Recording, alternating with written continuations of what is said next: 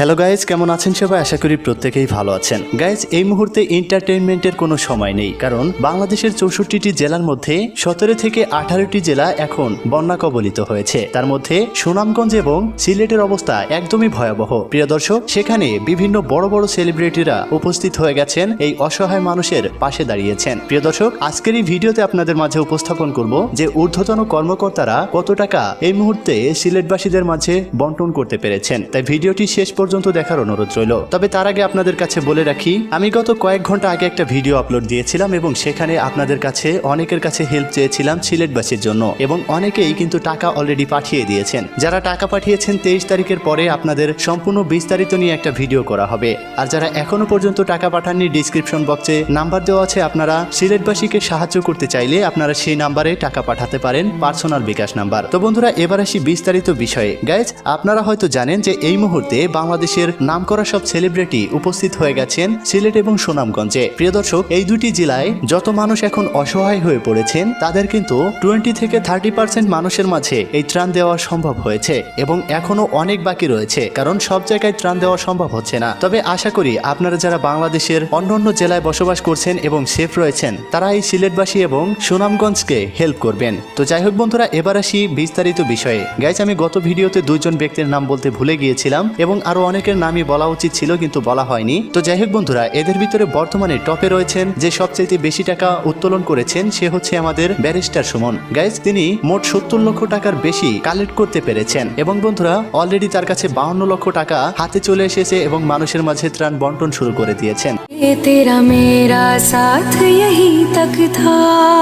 এরপরে রয়েছে ফারাজ করিম চৌধুরী। গাইজ, ফারাজ করিম চৌধুরী একবারে 20 লক্ষ টাকা কালেক্ট করেছিলেন এবং সেটা প্রায় শেষের দিকে, এবং তিনি নতুন করে আবার কিন্তু বিকাশ নাম্বার দিয়েছেন, সাহায্য চেয়েছেন মানুষের কাছে এই সিলেটবাসী এবং সুনামগঞ্জ এবং আরো অন্যান্য যেই জেলার মানুষ বন্যা কবলিত আছেন তাদের জন্য। এখানে অবস্থা পুরোটাই খারাপ, এখানে কোনো কিছু বাকি নাই। আমি আপনাদেরকে অনুরোধ করছি, আপনারা অবশ্যই আমাদের বিকাশ 01601973999 01601973999 এখানে আপনারা সহযোগিতা করুন। আমি সুনামগঞ্জে এসেছি, এখনো আমার ট্রাক আসতে পারেনি, রাস্তায় গর্ত। আমরা অপেক্ষা করছি, আপনারা বিকাশে আপনাদের যা যা আছে আপনারা দিয়ে যান, 10 টাকা 20 টাকা 50 টাকা। আমি আপনাদের দায়িত্ব নিলাম, আপনাদের টাকার আমানত আমি নিলাম। তো যাই হোক বন্ধুরা, দোয়েল এগ্রোর ইউটিউব চ্যানেলকে হয়তো আপনারা অনেকেই চিনে থাকবেন। গাইজ, এই চ্যানেলটি হচ্ছে বাংলাদেশের নাম্বার 1 ব্লগিং চ্যানেল এবং তারা লাইফস্টাইল ভিডিওগুলি আপলোড দিয়ে থাকেন। তারা অলরেডি সিলেটের উদ্দেশ্যে রওনা দিয়ে দিয়েছেন এবং বন্ধুরা, ব্যাড ব্রাদার্স ইউটিউব চ্যানেলের টিম মেম্বাররা কিন্তু অলরেডি সিলেট গিয়ে পৌঁছে গেছেন এবং ত্রাণ বন্টন শুরু করে দিয়েছেন।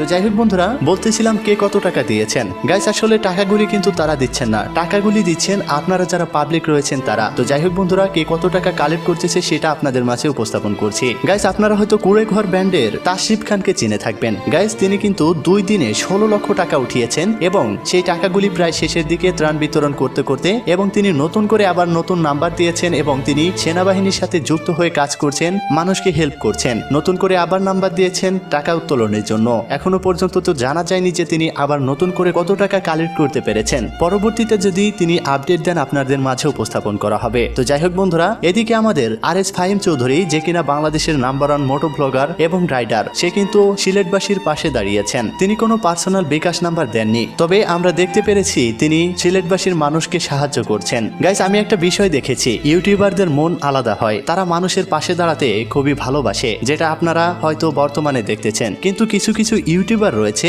আপনারা একটু বুঝে নিয়েন, বাংলাদেশের 2 বা 3 নম্বরের ইউটিউবার, যে কিনা তাহিরি আঙ্কেলের গান কপি করে ভাইরাল হয়েছিলেন এই ইউটিউব জগতে। তো যাই হোক বন্ধুরা, সে কিন্তু সেই কুমিল্লার কন্টেইনারে এত বড় একটা দুর্ঘটনা ঘটে গেল, তাকে কিন্তু দেখা যায়নি এবং এই সিলেটবাসী সুনামগঞ্জবাসী এতটা অসহায়ত্ব বোধ করছেন, তাদের মাঝে ত্রাণ বন্টন করতে পারেননি। এটা আসলে অনেকটাই দুঃখজনক। আমরা চাচ্ছি তিনি প্রকাশ্যে আসুক, ক্যামেরার সামনে আসুক। যদি তিনি অফলাইনে সাহায্য করে থাকেন, আপনি ক্যামেরার সামনে আসেন, যাতে মানুষ ইন্সপায়ার হয়। আপনার অনেক ভক্ত রয়েছে। প্রিয় দর্শক, আমার চ্যানেলটি তো অনেকটা ছোট, তাই আপনারা অনেকেই হেল্প করছেন। আর যার চ্যানেলে 40 লক্ষের বেশি মানুষ রয়েছে, সে যদি একবার মুখ দিয়ে বলে যে সিলেটবাসীকে সাহায্য করুন, এই নিন বিকাশ নাম্বার, এখানে টাকা পাঠান, তাহলে কিন্তু 40 লক্ষ থেকে আমি আশা করি 4 লক্ষ মানুষ তো সাহায্য করবেই। তাই আমি সেই ব্যক্তিকে বলছি আপনিও সাহায্যের জন্য এগিয়ে আসুন। তো যাই হোক বন্ধুরা, এদিকে কিন্তু আমাদের হৃদয় আহমেদ শান্ত মন প্রাণ দিয়ে এই মানুষের সেবা করে যাচ্ছেন, তার জন্য অনেক থ্যাংক ইউ ভাই। গাইস, শুধু ইউটিউবারই না, বাংলাদেশে অনেক হুজুর ভাই ব্রাদার রয়েছেন। তাদের ভিতরে রয়েছে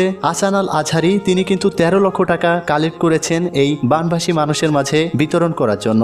এবং বন্ধুরা, মোস্তফা রহিম আজহারি ও মহিউদ্দিন আজহারি 13 লক্ষ টাকা কালেক্ট করেছেন এই বানভাসী মানুষকে দেওয়ার জন্য। তাদেরকেও জানাই অসংখ্য অসংখ্য ধন্যবাদ। প্রিয় দর্শক, আমাদের ফরিদপুর জেলার যে টিমটা রয়েছে আগামী 23 জুন 2022 তারিখে সিলেটবাসীর উদ্দেশ্যে রওনা হবে। তাই আপনারা যারা হেল্প করতে চান তারা ডিসক্রিপশন বা পিন কমেন্টে আমার বিকাশ নাম্বার দেওয়া আছে, আপনারা চাইলে সেখানে টাকা পাঠাতে পারেন। দোয়া করি বাংলাদেশের দ্বিতীয় লন্ডন এই সিলেটবাসী যেন অতি তাড়াতাড়ি বন্যা কবলিত থেকে মুক্তি পান। সর্বশেষ একটা কথাই বলতে চাই, সেটা হচ্ছে এখানে কিন্তু অনেক বড় বড় মানবতার ফেরিওয়ালাদের নাম বলা হয়নি। মানে তারা কিন্তু টাকা কালেক্ট করতেছে না, তারা নিজেরাই টাকা ইনভেস্ট করতেছে, তাই তাদের নামটা এখানে কালেক্ট করা হলো না। যেমন আপনি বলতে পারেন যে ফিরোজ হাসানের নামটা কেন বলা হয়নি। প্রিয় দর্শক, আমি কিন্তু গত ভিডিওর লিস্টে ফিরোজ হাসানের নামটা বলেছি, তাই আপনারা যারা আগের ভিডিওটি দেখেননি অবশ্যই ভিডিওটি দেখে আসবেন। তো বন্ধুরা, এই ছিল আজকের ভিডিও। আশা করি ভিডিওটি ভালো লেগেছে। ভিডিওটি ভালো লাগলে অবশ্যই একটা লাইক করে দিবেন। চ্যানেলে নতুন হয়ে থাকলে সিলেটবাসীর প্রতিনিয়ত আপডেট পেতে আমাদের এসপিএন সোহাগ ইউটিউব চ্যানেলটি সাবস্ক্রাইব করে রাখবেন। আজকের ভিডিও পর্যন্ত, দেখা হচ্ছে পরবর্তী ভিডিওতে। ততক্ষণ ভালো থাকুন, সুস্থ থাকুন, খোদা হাফেজ।